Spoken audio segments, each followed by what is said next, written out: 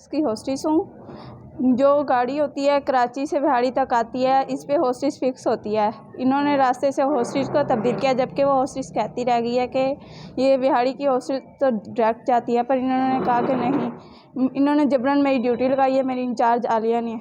और हम 2 दिन पुलिस कस्टडी में रहे हैं। हम तो मुद्दई थे ना, हमें क्यों उन्होंने अपने पास रखा है।